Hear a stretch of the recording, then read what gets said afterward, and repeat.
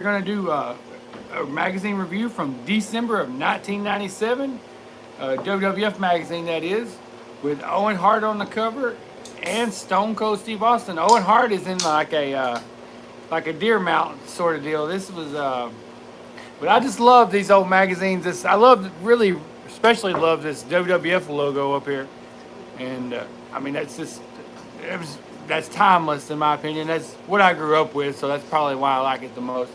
But anyway, exclusive photos from one night only. We will get started. Got the shop zone, Christmas time, so they were pushing the merchandise, and we'll look through all that.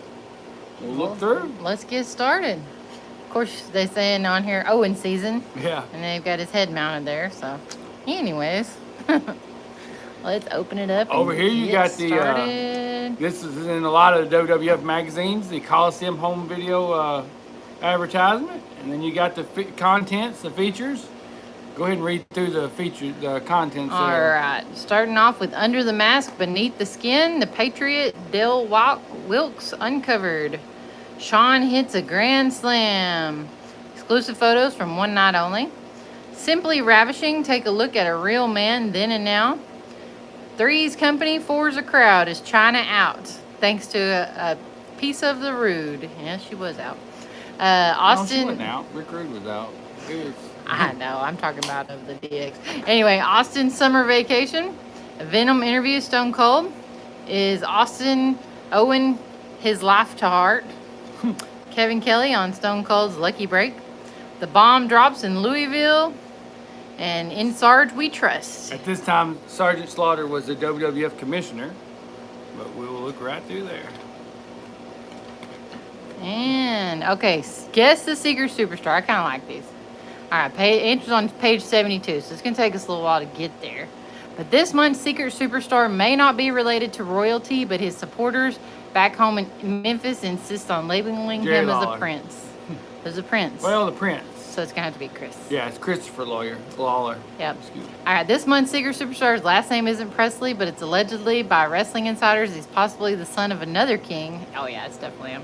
Although some doubt of legitimacy of his month's Secret Superstar's proper title, he does in fact have two first names.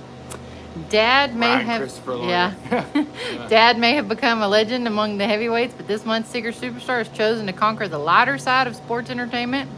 And while in search of superstars to fill their new division, WWF officials found this month's Secret Superstars too appealing.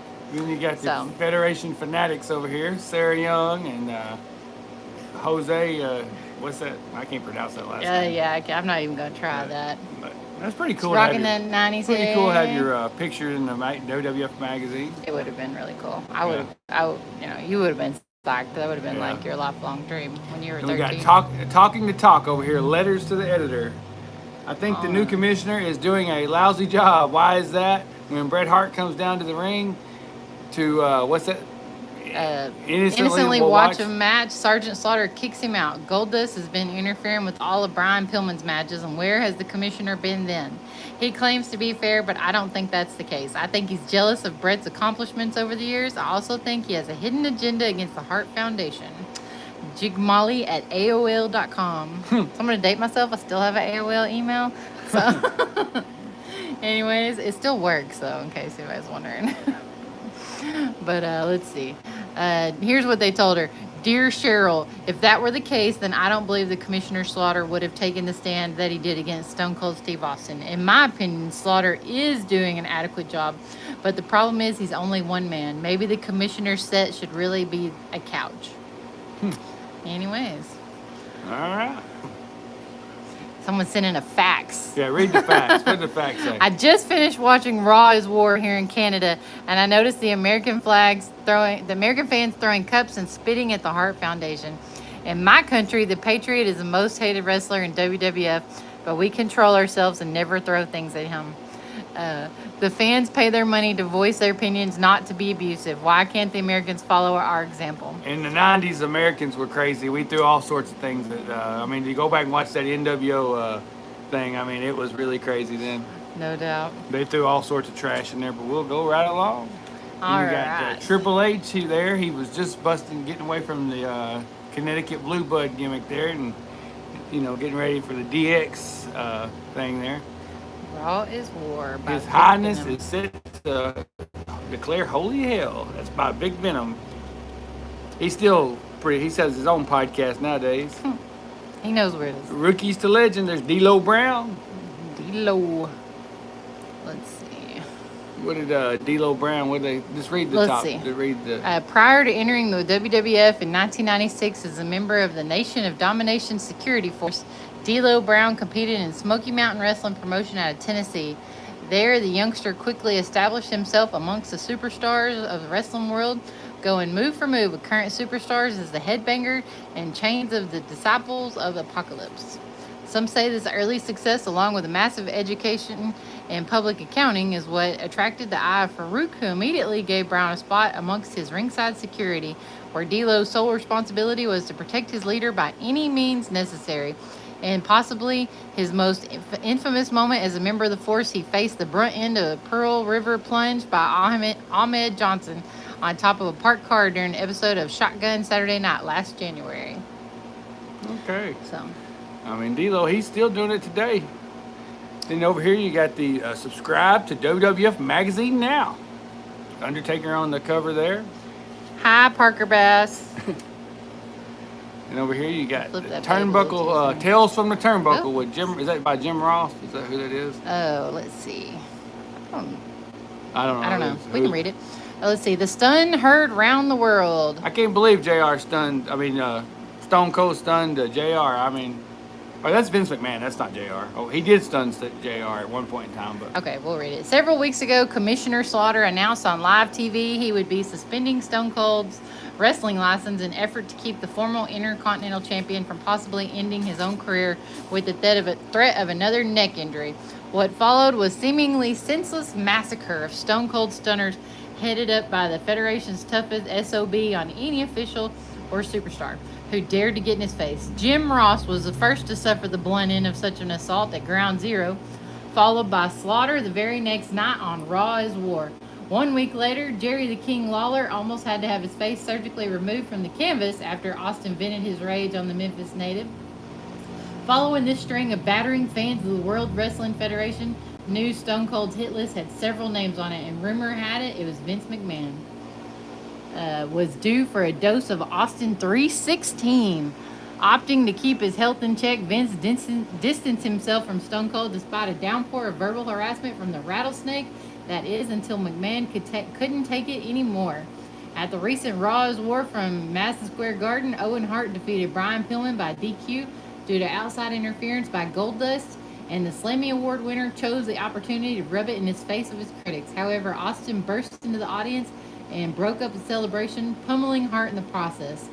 After a host of New York's finest separated the brawlers, McMahon apparently lost all restraint and confronted Stone Cold in an attempt to drive some sense into his head. Vinny pleaded with him to think about his future and just try to work within the system. Although Austin was apparently open to Vince McMahon's appeals, the garden erupted when the Federation CEO was knocked senseless by the stunner, leading the NPD to handcuff Austin 316 just prior to being led out of the ring. Stone Cold mocked a motionless McMahon and relished in the spotlight, knowing he literally stuck it to his own boss. Yeah, man, there's Vince McMahon took many Stone Cold stunners over his stuff. And over here you got Cactus Jack over here. He's got personality. The quote of the month is, Triple H is going to be your darkest day yet in the World Wrestling Federation because Mrs. Foley's little boy is back home in New York City and Cactus Jack is alive and well. And you got the tour guide over here. Yep, they were going to Virginia, North Yeah, Carolina, Nashville, Little Rock. Ohio, Yeah. Cleveland. They're fixing me back there. Yeah, they made toured some ground. Over Yep. here you got the Gospel according to Jim Cornette. All right. You don't say. As a child, Bret the Hitman Hart once broke the record for selling programs at the Calgary Stampede Fairgrounds when he sold more than 1,000 programs in one day. Huh. All right. Read the Gospel according. Let's see. What's it say? Okay. The Gospel according to Cornette. No one ever said legendary maker of tag team champions Jim Cornette was the most fashion-conscious person to grace the World Wrestling Federation. But when James E. speaks, the wrestling world listens. While the former manager has opted to stick to the announcer's table of late, calling the action a Federation program, his crowing with Cornette area on the Superstar line has become his personal forum to discuss topics that are perhaps too controversial for television. On option number 4, the Superstar lines can listen to Cornette share some of his knowledge. Jim Ross once likened to Bill Parcells of professional wrestling. All while good old JR have the majority of the behind-the-scenes information on option number 3. Cornette's always willing to spill his fair share of scoops each and every week. Recently, he exposed Steve Austin's highly confidential hit list of possible victims to the Stone Cold Stunner, besides his Oklahoma native broadcast partner. Perhaps no other personality in sports entertainment can claim such shoot-from-the-hip gospel. I talk about whatever comes to mind, Cornette says. I might discuss the pay-per-views, gossip, or anything else I can find out on the road. If some people don't like it, too bad. I guess you can say nobody is safe from me. And you can dial the Superstar line. And he's still 24 hours a day. He still says controversial things, just now on the internet, not TV. Right. But anyways, what we got over here? This is the. For those who can't get enough, Raw magazine goes monthly. I guess just talking about the magazine. At one point in time, they had a SmackDown magazine and a Raw magazine. What are these? Here you can buy some karate fighters, morphing action, kind of playing off the Power Rangers. These are from Milton Bradley. Yeah, this was In a probably mystical Mortal Kombat land stuff. far away, the ancient Mortal sensei Kombat was taking over at this point in time. calls his disciples before him. All right. All right. Interesting. Then you got that Stone Cold Jack Pacific there. Don't let him get blood bone crushing on your action. No. That head scan looks nothing like Stone Cold. No. But they've come a long ways nowadays. Then we got Del Wicks, the Patriot over here. Beneath the Skin, the Patriot. An interview conducted by Vince Russo, part 1. All right. This is lengthy. You just read the highlights of it. All right. Where were you born? I was born and bred in Columbia, South Carolina. Editor. What did your parents do for a living? My mother ran an in-home daycare for about 18 years. My father was a farm equipment salesman for a company in my town. Do you have any brothers or sisters? I've got a younger brother and a younger sister. What kind of kid were you? What values did your parents instill in you? I had fairly strict parents who raised me in a strict environment. We went to church every Sunday, and like any other kid, I was involved in sports, primarily football, and I was a sports fanatic. I was very multidimensional in any other sports, but I did play 1 year of baseball. But all in all, I had a very good family, and we spent a lot of time together, and we're still tight to this day. What kind of student were you? A good student. I probably could have been a better student, but I prided myself in doing other things. To get by in school, I was an A or B student. Who were some of your role models? I feel like we're talking about the Patriot here. Well, once again, it all relates back to sports. Being the sports freak I was growing up, my favorite team was the Los Angeles Rams. How a kid from South Carolina connected with the LA Rams and Roman Gabriel and Merlin Olsen, I don't know, but those were my heroes in sports. Your great career in football as an offensive lineman, I assume that's what it said. Yep. The paint. What's it? At the University of South Carolina has been documented many times on Raw as War, but we don't know much about your educational career. He has a degree in criminal justice. Yeah. I hope to work with the FBI one day and was always intrigued in that field. That's interesting. What was more or less a backup plan? Did you always have a dream of playing in the NFL? Yes, it was. I always felt that I could be a very productive player in the NFL, and law enforcement was the backup plan. And he ended up in wrestling. And he didn't live at home in college. We'll kind of skip to this. Where did he go from college? He signed with the Tampa Bay Buccaneers. Does it say anything about him breaking into the wrestling? Well, I bet we're fixing it there. Yeah. But was released after the regular season, and it made it all the way through camp in the preseason games. So, at the beginning of the year when Let's talk about basically you were went through twice. What does it say? Through the same deal twice. Not once, but twice. How did you feel about the same? Oh, because he was signed by the Falcons. Also. Okay, yeah. Yeah. Okay. Let's see. And then after the second time with the Falcons, he was disappointed and discouraged. Okay, let's get down here. What was it like being a part of the Big Fish in the Little Pond in the GWF? I guess it said it was positive. I had an opportunity to wrestle against some of the top name wrestlers, and I only heard about or seen it on television. It was also great exposure being all over the country on ESPN, and we thought the GFW had a chance of making it competing against the Big Two, the Wrestling Federation, the World Wrestling Federation, and WCW. But we had older guys that were on the downside of their careers, but they were still names, and they would help us draw fans.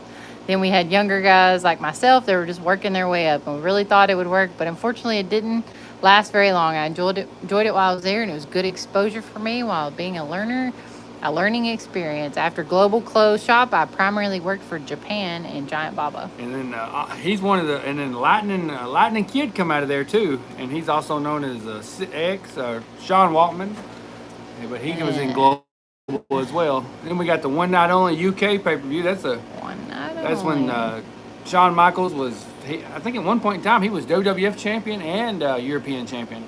I mean, DX had all the gold there by Kevin Kelly. He beat British Bulldog there. Yeah. And this was after the Montreal Screwjob. Yeah, the month after. I'm surprised they're not talking about it in there. They probably will, because it looks like... Despite the frustrating losing streak, the Bulldog entered this title match. The favorite, little did he know he was walking into an ambush. Yep. And we got the ravishing Rick Rude here. Hit the music. Hit the music. He once printed Jake Roberts' wife's picture on his trunks there, and that's just crazy. Was that the one time they got him ripped off of him? Yeah. Well, I don't know if he got him ripped off. I can't remember whose picture was on the there. only man that he appeared on Monday Night Nitro, Monday Night Raw, and ECW television all in the same week. So they want to stay down. Yeah. Crap. Simply ravishing. Yeah. Sad looking through these old magazines, all these guys we lost way too soon. Well, while I return to the squared circle might someday be in the cards, some wrestlers and insiders speculate that his motives are solely financially at the moment. And I think he left WWF when he got mad at Vince over the Montreal Screwjob, the whole deal there. But he was a good enforcer type role in DX, Let's see. China sort of took over his role, but yeah, the head of the class. Has China become the odd man out? No, Rick Rude did. But we'll move right along. You got China over there, and China, she was. These kind of pants are like back in style. Yeah. Then you had that's Road Dogg there. That was before he was the roadie then, but. See let's see the personality profile on China. Her favorite band is Van Halen. Biggest thrill in life is being Hunter's bodyguard. Yeah. I hope she had some more. Person you would like to meet most? The Riders of Simpson. I could go with that. Favorite sports beside wrestling is boxing. Favorite athlete, Mike Tyson. Let's see. Favorite television shows, 60 Minutes. Hobbies, all sports. Favorite food, chicken. Favorite fast food, she never ate fast food according to this thing here. Best advice ever received, asked and you shall receive. Favorite actor, Arnold Schwarzenegger. Well, they're both body guys. And favorite actress, Glenn Close. I never heard of her. You don't know who she is? Because she only played in like a million movies. Oh, okay. Well, I'm a wrestling guy, not a movie guy. Favorite movie, Pulp Fiction. Kiwi NFL says yo. Hey, what's up? And Angel Bonilla says WWE yo. Yeah, this is old WWE. Yeah, this is WWF. This is before the E. Favorite video game? She hated video games. If I could have done anything differently, what would it have been? Kept it all the same. That's good. Live life with no regrets. Secret talent? I speak many languages, including Spanish, French, and German. Favorite cartoon is Wolverine. Or favorite cartoon character. Yeah. I like Wolverine. Yeah. And you got China over here. More. Bring it up, pan it across.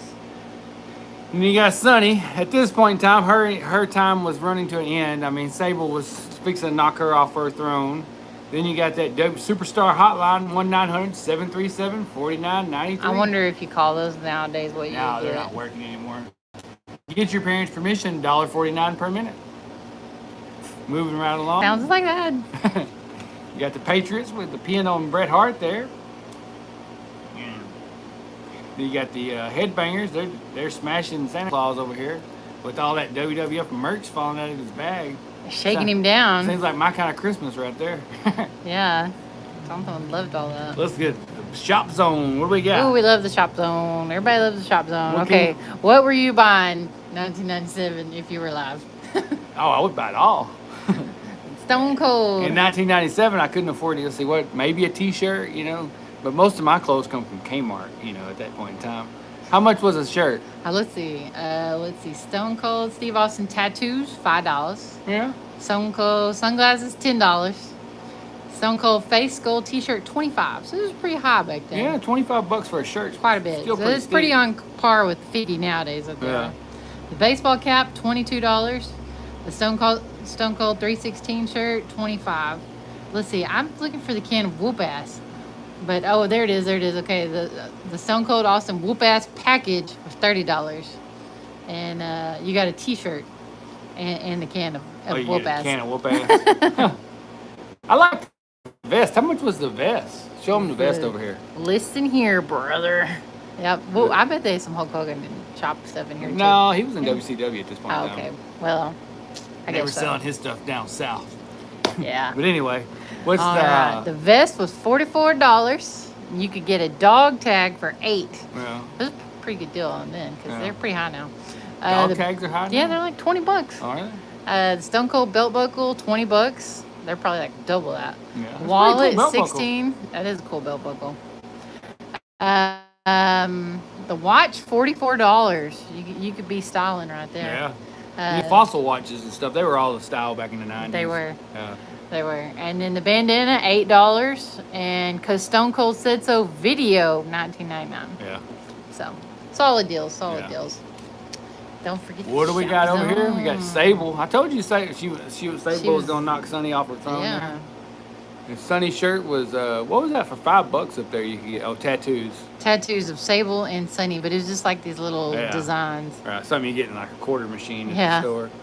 They're making some money off that. $5. Shirts, $25. $25. Pretty much across the board. Check this out. Is this a poster? Is that what that is? That's pretty damn cool. Yeah, you would have liked that, wouldn't you? I might still like that. All right. Let's see. Yeah, $25. Loose cannon shirt. That's Sultry cool. pillows. Yeah, there you go. $36. Yeah. I mean, if you wanted Sable beside you, you had to pay. Cuddle up to Sable, $36. Yeah. The wall door banner, $30. Yeah, that's still pretty cool. I mean, I like the loose cannon shirt. How much was it? That is cool. $25. Yeah. I think they're pretty much all $25 for the shirts. Dude love shirts. Those are cool. $25. I don't call 911. Yeah. I can't read what that one says. Punishment. This is a World Wrestling WWF shirt. Okay. And you got the Undertaker vest. I like that. That's super cool. Was it about $50? 44. Oh yeah. Yeah, they're pretty across the board on the pricing. Yeah. Quit hitting the camera. Sorry. Apologize, guys. All right. Yep, you got the dog tag, still 8 and 20 on the buckle. No unique merchandise in here. Pretty much all just standard. Yeah, it's pretty much all the same. Just change out the names. Yeah. I like the unique merchandise myself. It is pretty cool though. Yeah. That vest would be. Yeah, it's probably you can probably find it on eBay for $250. I'm sure it ain't nowhere near $44. Yeah. And then you get this Undertaker poster sort of thing. That is cool. That's very cool as well. I mean, moving the right along. The guy we bought our wrestling collection from, he would have loved that. He was a big Taker fan. Oh, now this is my or some of our collection. I had these title belts. Still got. I probably still got them somewhere. I need to drag those out and look at. I definitely had this. Microphone. I remember playing with the King of the Ring chair. Yeah. Let us know if you had any of this stuff. Yeah, let us know what you had. Of course, the belts. You had to have a title belt. Yeah. Let's see. How much were they? And, in my town, we didn't have Toys R Us. We pretty much had Walmart and Kmart. So, I mean, and they've had small selections, but nothing. That to remember Toys R Us, they had that giant wall of wrestling stuff. Yeah. You can get the foam belts. Here they are. They're $16. It's pretty reasonable. I think they're $20 now. $25. The Monster maybe. ring was $20. Yeah. How much were they? Raw's War mini ring, $20. That's pretty cool though. Yeah. And how much is the figures? Let's see. $10 a piece. And they come with a stand, so I mean they're about $25 now. Pretty much. Yeah. King of the Ring inflatable chair, $59.99. Yeah. Let's see. What is this? World Wrestling Tag Team Series. Is it the belts? It's a two-pack. Oh, okay. Wrestling figures. Gotcha. It's the figures. Okay. Yeah. They were 12 a piece. So that's pretty good for a two-pack. And then the mic was $15. Right. So. Man, that's not too bad. Then these shirts right here, these big all-over print shirts, these are like super popular now, I guess. And I still would like to have, my birthday's coming up next month, Lindsay. He keeps mentioning. Yeah, I see these a lot, the shoulder pads. Maybe you should like it or, heart it on eBay or something. I might see it. Yeah. We'll see. He'll probably buy it for himself and then say, look what you got me. That's what he usually does.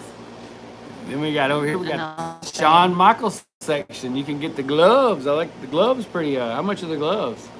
let's see. Gloves are $12. I mean, that's 12? a bargain right there. Yeah. How much is the jacket? $49.99 Yeah, on that's that a pretty HBK good, jacket. pretty good bargain there. That's a the nice jacket. Yeah. I would like to have that. I like that. And then over here you got the Bret Hart, the sunshades. How much were the glasses? Bret Hart glasses. Oh yeah, the Bret Hart I glasses. always wanted to be awesome. that kid he gave the glasses to in the front row. $6. I mean, $6, yeah. it's pretty reasonable. Yeah.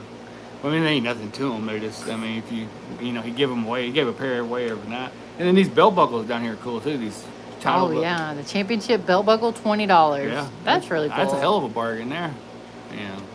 Heart Only Foundation thing, shirts. in 1997, I had about $2 to my name probably. And then you got this, the whole VHS WrestleMania. That goes up to what, 13? Is that what it goes up to? Yeah, 13 was the latest WrestleMania. How much was that? About 80 bucks? Let's see. WrestleMania, $79.99. Yeah, 80 bucks. You're right on par. It's probably, you can probably get it for 120 now. I mean, VHS is pretty outdated though, so. It's still pretty cool to have physical media. Then you got the WWF calendar up here with Sable on. $12. I bet they moved a lot of those because. And then you got the actual event calendar coming up. A new picture every month. November '97 Survivor Series. I think that's going to be a pretty. Montreal, Quebec. That's going to be a pretty big day in wrestling history, guys. There, they still talk about it a lot today. Yep. It's just after my birthday, in case anybody was wondering. And you had December, this in your house, Sunny show there, and I guess these are the superstars' birthdays. Yeah, but if you go back and look, that's a pretty big day in wrestling history. Yeah. What is, you can get your WWF Travel Club credit card over credit here. card. With Book now for Cruise of a Lifetime for the 1998 Bahama Cruise. Now you can go on the Jericho Cruise. Was it a WWF sponsored cruise? Did they have like superstars on it? Let's see. This is Travel Club's only way to be a part of the Wrestle Vessel 3. So book early to make sure you're on board for the cruising, dining, dancing, jamming with your favorite superstars. 5 days and 4 nights on the Bahama Cruise from September 7th to the 11th. That would have been fun. Yeah. So I guess he wasn't the first to come up with that. Too bad we were poor when we were kids. Then you got China, Body Slam, and the Honky Tonk Man. Still never been on a cruise, so. No. And then we got the career highlights. Who we got? Oh, this China's first appearance in the WWF came at In Your House Final Four in February of 1997 when she made a lasting impression on Marlena during an Intercontinental title match featuring champion Rocky Maivia and Hunter Hearst Helmsley. Goldust and his director made their way down to ringside and succeeded in costing Triple H the match. Their revenge on the Greenwich Snob would have been short-lived. However, as China bust from the ringside crowd and viciously blindsided Marlena, this muscular specimen would serve as Hunter's personal bodyguard from that point on. All right. And then the night after 1997 King of the Ring in Hartford, Connecticut on Raw is War, the muscular bodyguard of Triple H spoke for the first time since her debut in the WWF during an interview in which Triple H blasted Mankind for his stupidity in their tournament final for the June pay-per-view, trying to grab the microphone and told the deranged one to kiss her. To the surprise of millions of fans, the Boiler Room Dweller responded by announcing that he was in fact a great kisser.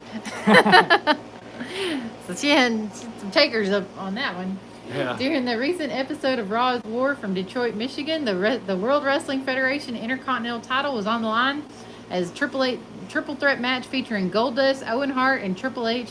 When the brawl erupted outside the squared circle between the Greenwich Snob and Owen, a special guest referee, Pat Patterson, turned his attention to getting both men back in the ring. Seizing an opportunity to help Hunter out, China entered the ropes and executed a Hurricane on Goldust, a move which left the fans in awe. Not only did the bodyguard prove she had the muscle, but she possessed amazing wrestling skill as well. Yep, and she developed to be a pretty good wrestler. I mean, I believe she is still to this day the only woman to ever win the WWE Intercontinental Champion. Yeah.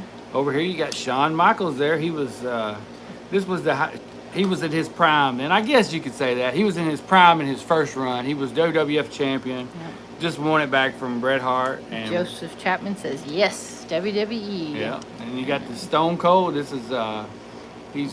What I did on my summer vacation. And he did a lot of target practice over here. You got Gorilla Monsoon, Vince McMahon, and Jim Ross. Owen Hart over here too. Let's see. Beginning in the morning on Sunday, August 4th, I don't know who had it worse, Owen Hart or Mr. Steve Austin.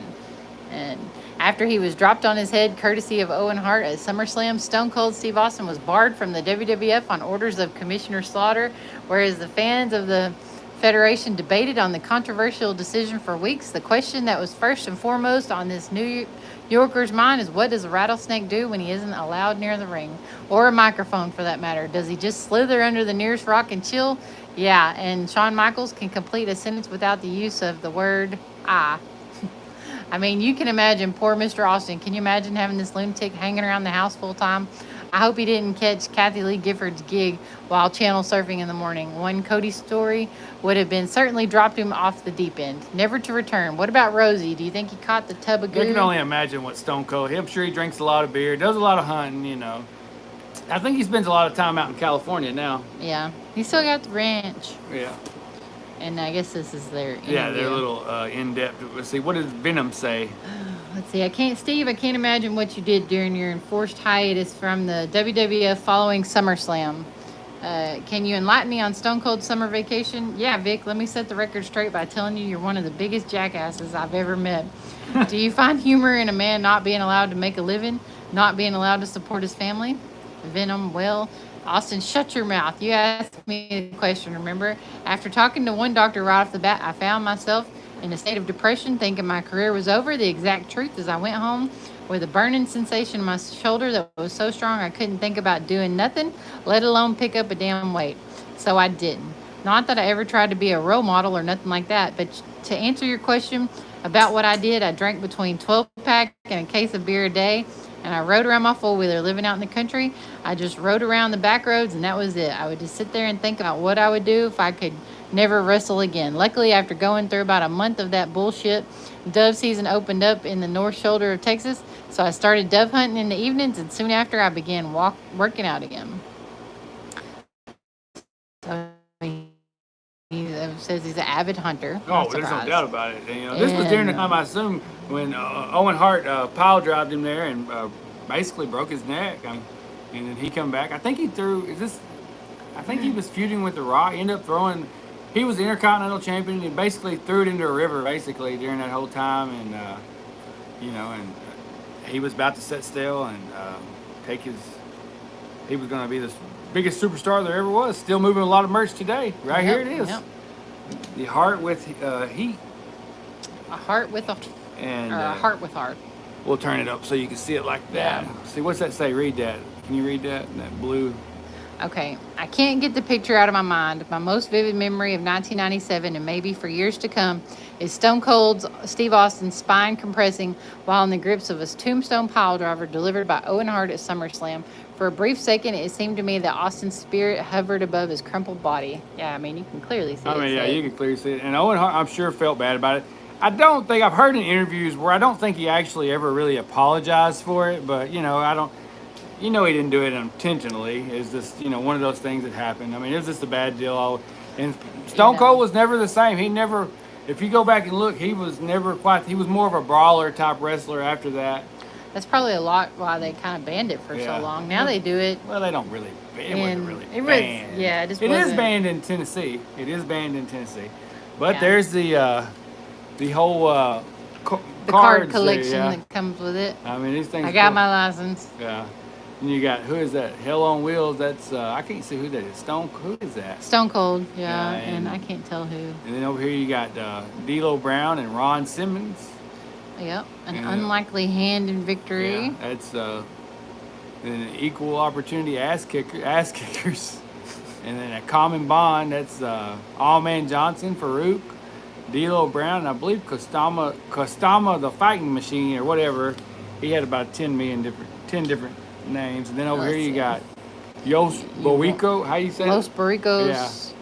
Yeah. DOA over here. Yeah, DOA, and then I can't see because of glare. Yeah. That's The Rock. Oh. Yeah, that's The Rock. He's giving a rock bottom to one of the DOA. Remember, we'll turn it back this way. Yeah. Sorry about the glare there. Put it back on this little stand here we got. And you got bios on the back. That's pretty cool. Yeah, these are nice. They're little, like, cardboard. Then they've got a write up here, I guess, on Owen Hart. You want to read this? Could you read it? Yeah. That's Owen, and that's Martha, and his 2 kids. Kiddos. Yeah. Far left, twice in his career, Owen Hart has almost ended the careers of Federation superstars. In 1995, it was Shawn Michaels who collapsed after a lethal mix of post-concussion syndrome and punishment by the Slammy Award winner. This past August, Owen faced the same circumstances, but this time showed mercy to Steve Austin. After the events that unfolded at SummerSlam, many wonder if the Calgary native is self-described ruthless competitor or compassionate family man. He's a compassionate family man. Yeah. That whole thing with Shawn Michaels was a ruse from the get-go. Oh, yeah. What do we All advertising right. here? What is this? Bushido Blade. Yeah. Oh, it's a PlayStation game. Okay, okay. Way back in PlayStation. PlayStation. Yeah. All right, let's see what this is. Goldust versus Loose Cannon, Brian Pillman. You got Marlena. Yeah, you got Marlena over here. You know, she was with Brian Pillman. She was with Brian Pillman. Brian Pillman before that. Before she was with the Goldust. So, I mean, they were going to go into a whole storyline. I remember reading this about this, where she was going to go back with Brian Pillman, but he ended up passing away. And but she was with Brian Pillman before Goldust. And then over here you got Scott Putski versus Too Sexy Brian Christopher. Scott Putski, he's a son of a legend too. His daddy is Ivan Putski, and I remember seeing him in on the late night WWF shows back in the '90s, like Live Wire, and those shows that would come on at like 3 o'clock in the morning. You could watch WWF. Yeah. And then you got the triple threat match versus Savio Vega and Crush. And Farouk. Yeah. Crush. Oh, triple threat. Yeah, it's triple threat. Oh, okay. Yeah. Savio Vega. They each represented, it's just like gang warfare, you know. And then you got the minis action over here. You got Max Mini versus what's that? El Torito. Yeah. They don't do much of that anymore. Nah, not too much of that anymore around. This is Fatal 4-Way Tag Match. This is LOD, the Headbangers, Owen Hart and the British Bulldog versus the Godwins. The Godwins. Yeah. Let's see. World Wrestling Federation champion Bret Hitman Hart versus the Patriot. This is kind of like ground zero review. Yeah, this is the one night only wondering. pay-per-view, I assume, yeah. A lot of nice shots. Yep. And you got Shawn Michaels versus the Undertaker there. That was before the Hell in a Cell match. Shawn Michaels hurt his back in a Hell in a Cell match with the Undertaker. You know, this is pretty cool because back then, you know, a lot of people didn't get to watch pay-per-views. No, I didn't. You couldn't watch them on Peacock, that's for sure. No, they weren't. They weren't wildly available. You had to pay $50, or they were well, probably like 20, $39. I think they were 25, and then eventually they went to 39. Yeah, they were high, so you could buy the magazine. Look at the pay-per-view. Yep. Anyway. The Undertaker. And over here you got, what's this? The laser tag advertisement? Yep. They're really was pushing that laser tag. Yeah. They was heavily invested in that. Yeah. Or Tiger heavily invested in it, I'm not sure. And then we got kind of a red, white, and don't forget about Red, white, and true. Yeah, we haven't gotten there yet. Our secret superstar. We know who it is, though. Yeah. So, it's not a This big is kind of mystery. a throwback here. This is Sergeant Slaughter. He was the All-American. Oh, this is Sarge we trust. Yeah, and then he was an Iraqi sympathizer. And then he was the commish. There's more shots of the Sergeant Slaughter there. And let's see. Not since Sergeant Slaughter's Cobra Corpse in the mid-1980s has the Stars and Stripes been so proudly waved with the debut of the Patriot. One-time All-American football star from South Carolina burst into the scene and shot like a rocket's red glare to the top of the contenders list for champion gold.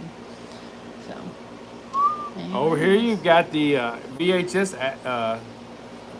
advertisements. Attitude, bad what were they, blood. about $20 in?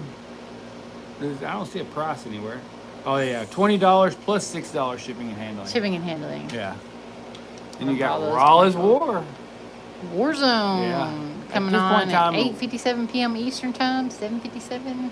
That's a really specific time. I don't know what they do all the whole, you know, for years 6:05 was the whole when WCW Saturday Night started. But then you got a whole right up here, barred from the back. Rick Rude being, I guess at this point in time, Vince McMahon was still the announcer. Then we'll turn right along. This is the whole computer program. A lot of advertisements in this Undertaker wants your PC. Only $9.95. You can get a screen saver, a mouse. I don't know what else. Trivia game, puzzle game, date and time, and more. Yeah. You can get different ones. Yeah. You get Sunny. Now available, newsstands everywhere. Yeah, Raw is War. Yep. And then we'll turn the page. Ahmed Johnson chills at Camp Cool. He should have been. Ahmed Johnson should have been bigger than he actually was. He did have a. He should have been. He did have a short run in WCW as Big T after the fact. What's that say up there, Lindsay? Let's see. Each year, LL Cool J rewards successful students with a trip to his West Milford, New Jersey camp.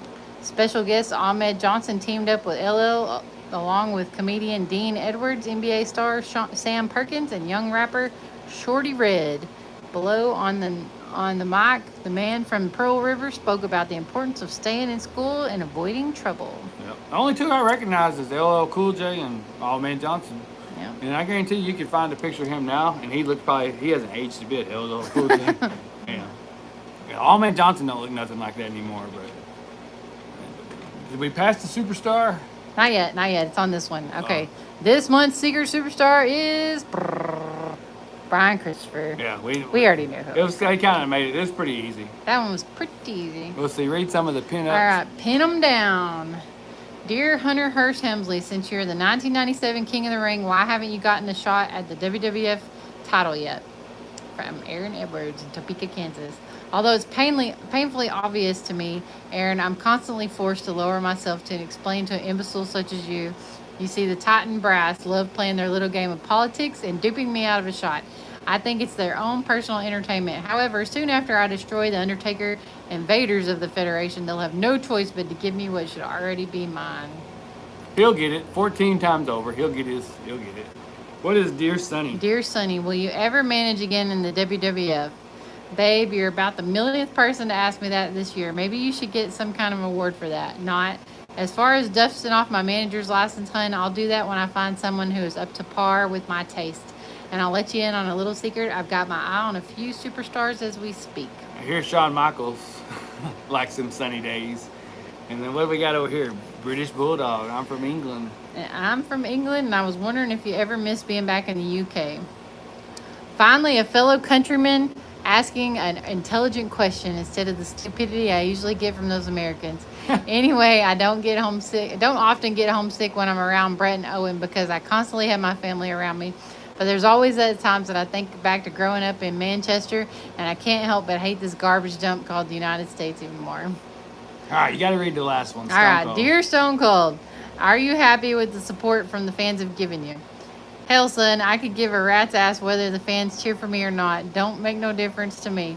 You could buy up all the Stone Cold merchandise you want, even shave your head if you're feeling inclined, but I still ain't going to be kissing no babies or shaking hands. The fans pay to see me get in the ring, but as far as being friends, that blank went out the door a long time ago. And over here on the last page, we got a advertisement for a PlayStation video game. Better shred than dead. All right, guys, a Twix advertisement on the back. That's going to wrap it up. We'll probably do another one Sunday evening. We'll put up a poll, and we'll do it. We'll go again live. Like and subscribe. We appreciate you watching, everybody that's watching. It costs nothing to give us a subscribe, so do that. And we appreciate it, guys. And thanks it's for fun. watching. Like. We'll catch you on the next one. Have a good one.